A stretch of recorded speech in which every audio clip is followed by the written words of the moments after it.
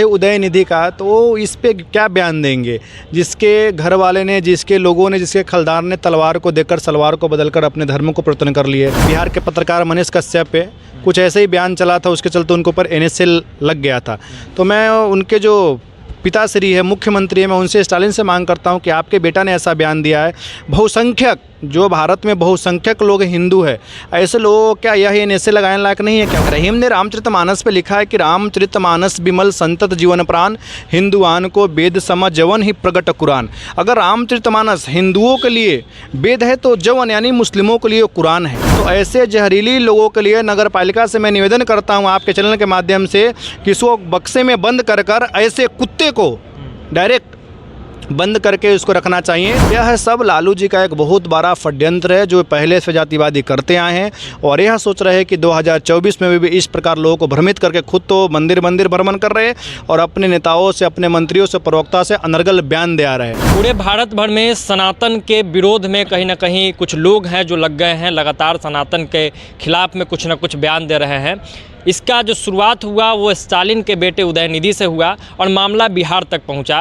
Professor Chandrashekhar हैं, शिक्षा मंत्री है बिहार के, लेकिन काम जो वो करते हैं वो अज्ञानी वाला करते हैं, और उन्होंने कहा कि रामचरितमानस जो है वो पोटेशियम साइनाइड है। इसके बाद बिहार का जो सियासी पाड़ा है वो चढ़ गया है। भाजपा की तरफ से लगातार इस बात का विरोध हो रहा है, और इसी कड़ी में भाजपा नेता और योगी अखिलेश्वर दास जी हैं, काफ़ी चर्चित है आजकल।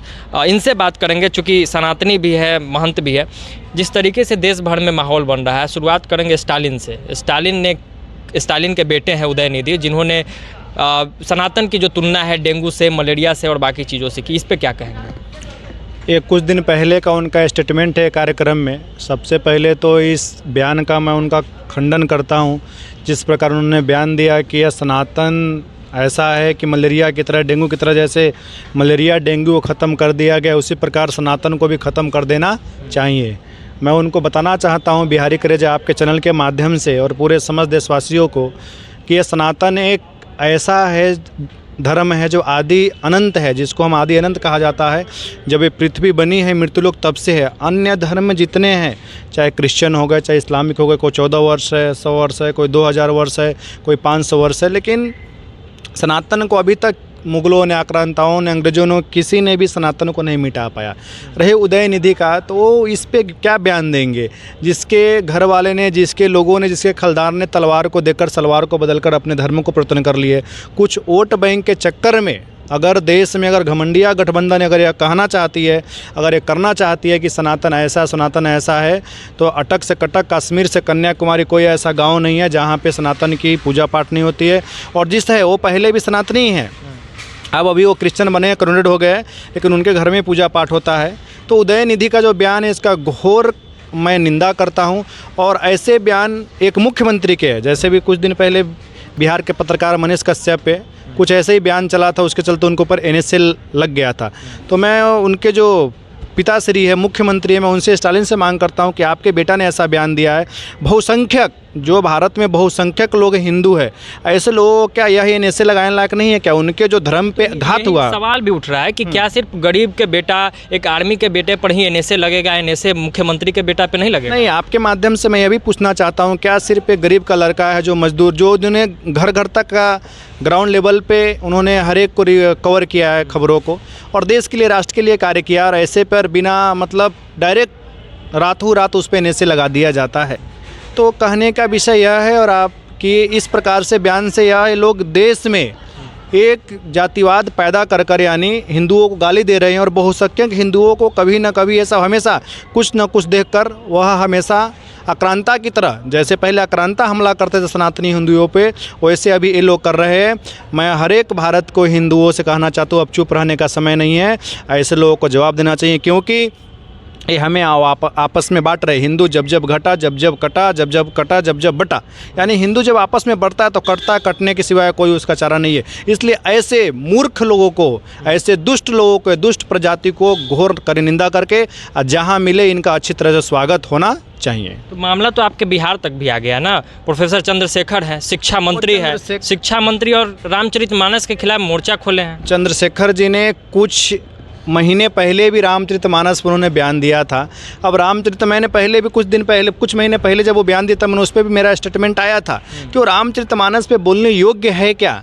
पोटेशियम साइनाइड कह रहा है, तो वो सबसे बड़ा साइनाइट है। वो इस बिहार का मुझे लगता है नगर पालिका को या नगर परिषद जो भी पटना महानगर पालिका है वो सबसे बड़ा पोटेशियम साइनाइट है। सबसे बड़ा वो देखा जाए तो वह जहरीला है। ऐसे भारत में क्या था, पहले औरंगजेब थे, आक्रांता थे, बहुत सारे अकबर हो गए, बाबर हो गए, हुमायूं हो गए, लेकिन ये जाने के बाद भी कुछ लोग रह गए हैं। तो ऐसे जहरीली लोगों के लिए नगर पालिका से मैं निवेदन करता हूँ आपके चैनल के माध्यम से कि इसको बक्से में बंद कर ऐसे कुत्ते को डायरेक्ट बंद करके उसको रखना चाहिए, क्योंकि इसको वैक्सीन की गरज है, इसको वैक्सीनेशन चाहिए। क्योंकि ऐसे लोगों को बाहर बोलने से देश में जो आज माहौल बन रहा है बहुत गलत बन जा रहा है। और ये नहीं, इनकी दूसरी गलती है, ये 2 दिन पहले उन्होंने बोला है। इसके पहले भी रामचरितमानस के विषय में वो क्या बोलेंगे। जिस रामचरितमानस के हिंदू तो है, चलो हिंदू कोई साधु संत कोई ब्राह्मण अगर रामचरितमानस के विषय में कोई बोलता है, उसकी महिमा मंडन करता है, चलो मान लिया हिंदू है। लेकिन मुस्लिम रहीम जी के देखिए, रहीम ने रामचरितमानस पे लिखा है कि रामचरितमानस बिमल संतत जीवन प्राण, हिंदुआन को वेद सम जवन ही प्रगट कुरान। अगर रामचरितमानस हिंदुओं के लिए वेद है तो जवन यानी मुस्लिमों के लिए कुरान है। ये वह रामचरितमानस है जिसके विषय में बेनी कवि कहते हैं कि वेदी मति सोदी सोदी सोदी के पुराण सब संतो असंतन को भेद को बतावतो, कली के कुराही क्रूर कपटी कुराही जीव कौन राम नाम हो को चर्चा चलावतो। बेनी कवि कहे मानो मानो हो प्रतीत यह पाहन हिये में कौन प्रेम उपजावतो, भारी भव सागर उतारतो कवन पार जो पयह रामायण तुलसी न गावतो। तो यह तो रामायण जो है एक अलग ही है, ये हिंदी का एक बहुत ही अविरल श्रृंगार को दर्शाया गया है। रामचरितमानस या प्रेम का एक जो अथाह समुद्र जिसे कहा गया हुआ है। तो रामचरितमानस पे रही, अब जो रामचरितमानस पे बोले कि यह बहुत बड़ा विषाणु है, अब लालू जी क्या कर रहे हैं, कई हरियाणा जा रहे हैं। तिलकधारियों को भी कहा गया कि जगदानंद जी, अब बताइए ना, लालू जी अभी देवघर गए थे तो तिलक नहीं लगाए होंगे, अभी हरियाणा मंत्री। यह है सब लालू जी का एक बहुत बड़ा षड्यंत्र है जो पहले से जातिवादी करते आए हैं। और यह सोच रहे हैं कि 2024 में भी इस प्रकार लोगों को भ्रमित करके खुद तो मंदिर भ्रमण कर रहे हैं और अपने नेताओं से, अपने मंत्रियों से, प्रवक्ता से अनर्गल बयान दे आ रहे हैं। ऐसे लोगों को बिहार की जनता 2024 में मुंहतोड़ जवाब देगी। 24 में तो 40 में के 40 भाजपा जीतेगी, लेकिन 25 में भी इनका कोई सुपरा पूरा साफ हो जाएगा, कोई भी इनका झंडा उठाने वाला भी नहीं मिलेगा। मतलब आप ये कहना है कि लालू यादव ढोंग कर रहे हैं क्या? मंदिर 100% ढोंग कर रहे हैं। अब उनका कल का बयान था कि भाजपा जहरीली है। हाँ, भाजपा जहरीली है, मैं मानता हूँ। कैसे जहरीली है? धारा 370 को भाजपा ने दमन कर लिया, जहरीली है। 35 पे चले गया, आक्रांता पूरा भग गए, कश्मीर में धारा 3 पत्थरबाज तो पूरा भग गए हैं। यहाँ पूरा देश में जितने आतंकवादी हमले होते सारे को उसने दमन कर लिया।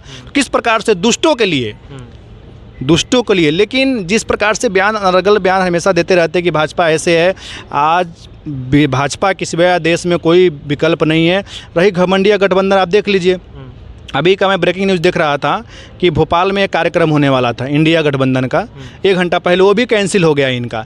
तो ये 26 दल एक साथ आ तो सकते हैं, एक साथ बैठ तो सकते हैं, लेकिन इनका कभी भी मन मिल नहीं सकता है और कभी भी सीट किसी प्रकार से।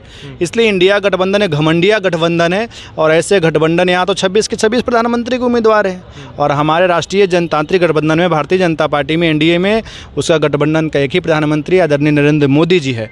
तो इस प्रकार का बयान देने से कुछ नहीं होगा। भारत की जनता, मैं पुनः बताना चाहता हूँ, 2014 में 282 था, 2019 में 303 थी भाजपा की अकेली, लेकिन 2024 में 350 पार करेगा भाजपा।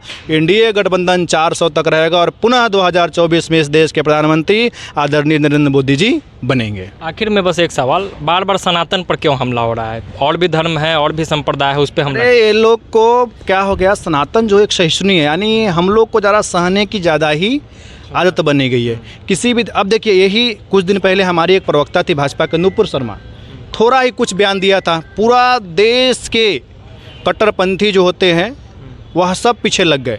और इस प्रकार सनातनियों पर कोई भी आज कुछ बोल रहा है, कोई नहीं। इसका मतलब सिर्फ आप हिंदुओं को हमेशा जब माने तब पत्थर मार दे रहे हो।